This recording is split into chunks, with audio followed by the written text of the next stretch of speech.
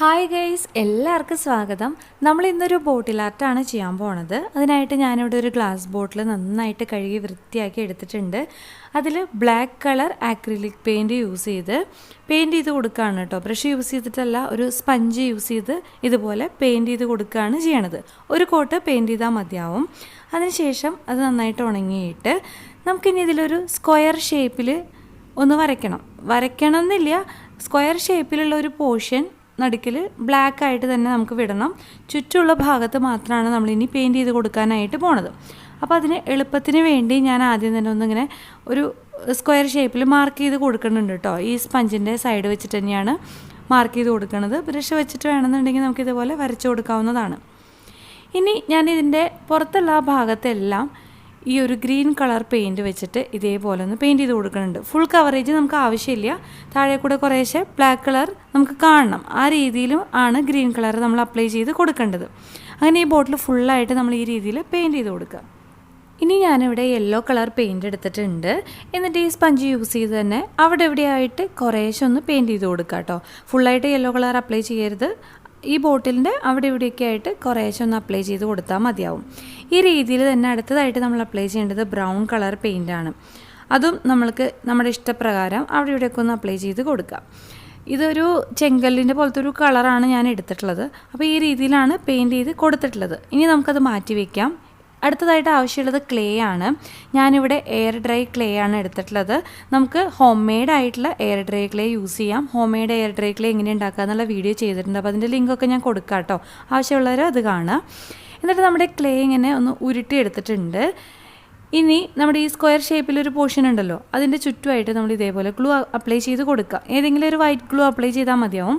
എന്നിട്ടൊരു ഫ്രെയിം പോലെ നമ്മൾ ക്ലേ വെച്ച് കൊടുക്കുകയാണ് കേട്ടോ. ഇതേപോലെ വെച്ച് ഒട്ടിച്ച് കൊടുക്കുകയാണ്. നമുക്ക് വേണമെന്നുണ്ടെങ്കിൽ 4 പീസായിട്ട് കട്ട് ചെയ്തിട്ട് ഒട്ടിച്ച് കൊടുക്കാം.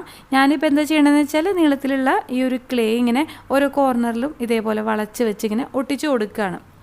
ബാക്കി വരുന്ന ക്ലേ നമ്മൾ ഇതേപോലെ കട്ട് ചെയ്ത് മാറ്റാം. എന്നിട്ട് ഈ ഒരു ഭാഗം യോജിപ്പിച്ച് വെച്ച് കൊടുക്കാം.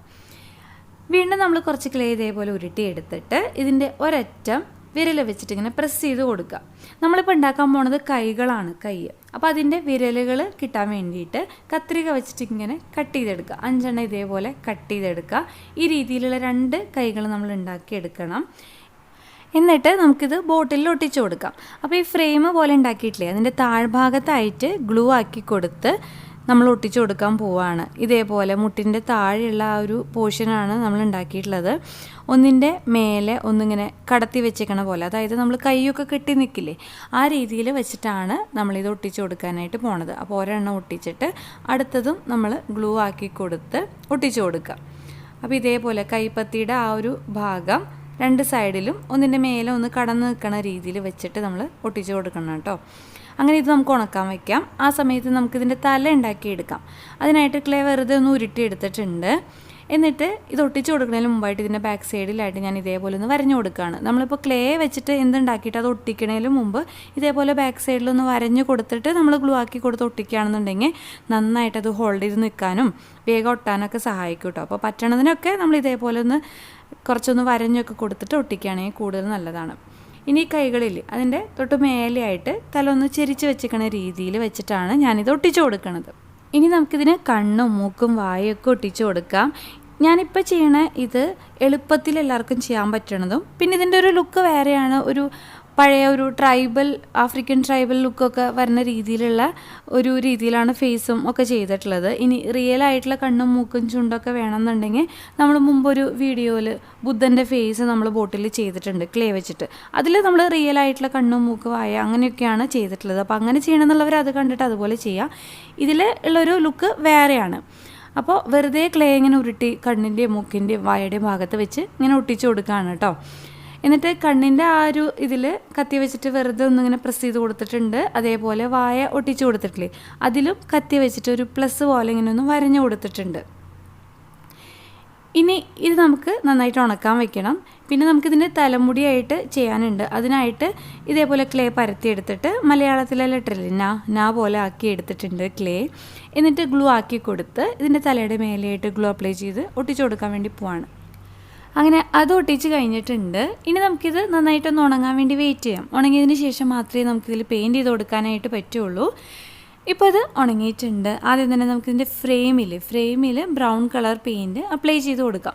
നമുക്കിഷ്ടമുള്ള കളർ കോമ്പിനേഷനൊക്കെ യൂസ് ചെയ്യാം കേട്ടോ, ഈ ബോട്ടിലിനായാലും ഫ്രെയിമിനായാലും.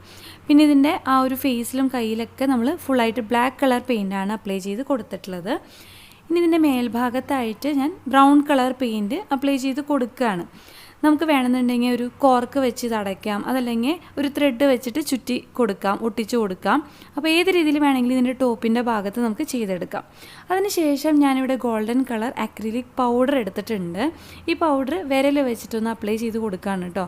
ഇയാളുടെ ഫേസിലും കയ്യിലൊക്കെ ഒന്ന് അപ്ലൈ ചെയ്ത് കൊടുക്കുകയാണ്. ഗോൾഡൻ കളർ അക്രിലിക് പൗഡർ ഇല്ലയെന്നുണ്ടെങ്കിൽ നമുക്ക് പെയിൻറ്റ് വേണമെങ്കിലും യൂസ് ചെയ്യാവുന്നതാണ്. ഗോൾഡൻ കളർ അല്ലെങ്കിൽ വേറെ ഏതെങ്കിലും കളർ യൂസ് ചെയ്തിട്ടായാലും ഇതേപോലെ ഒന്ന് അപ്ലൈ ചെയ്ത് കൊടുത്താൽ മതി. അങ്ങനെ നമ്മുടെ ബോട്ടിൽ ആർട്ട് ഇവിടെ കഴിഞ്ഞിട്ടുണ്ട്. അപ്പോൾ നിങ്ങൾക്ക് എല്ലാവർക്കും ഇഷ്ടമായെന്ന് ഞാൻ വിചാരിക്കാം കേട്ടോ. ഇഷ്ടമായെന്ന് വെച്ചാൽ ലൈക്ക് ചെയ്യുക, അതുപോലെ നിങ്ങളുടെ അഭിപ്രായങ്ങളൊക്കെ കമൻറ്റ് ചെയ്ത് പറയുക. പിന്നെ ലാസ്റ്റായിട്ട് നമുക്കിതിൽ വാർണിഷ് അടിച്ച് കൊടുക്കണം. അപ്പോൾ ഞാനിവിടെ പെബിയോടെ ഗ്ലോസി പിക്ചർ വാർണിഷ് സ്പ്രേ ആണ്, അത് സ്പ്രേ ചെയ്ത് കൊടുക്കുകയാണ് ചെയ്യണത്. പിന്നെ എല്ലാവരും ചാനൽ സബ്സ്ക്രൈബ് ചെയ്യുക, നോട്ടിഫിക്കേഷൻ ബെല്ല് മറക്കാണ്ട് ക്ലിക്ക് ചെയ്യുക. പിന്നെ നിങ്ങളുടെ ഫ്രണ്ട്സിനൊക്കെ ഒന്ന് ഷെയർ ചെയ്യുക. ബോട്ടിൽ ആർട്ടൊക്കെ ഇഷ്ടമുള്ള കുട്ടികളുണ്ടാവുമല്ലോ, അപ്പോൾ അവർക്കൊക്കെ ഒന്ന് ഷെയർ ചെയ്യുക. അപ്പോൾ ഞാനിന്ന് പോവാണ്, വേറെ വീഡിയോ ആയിട്ട് വരാം. വീഡിയോ കണ്ടിരുന്ന എല്ലാവർക്കും താങ്ക്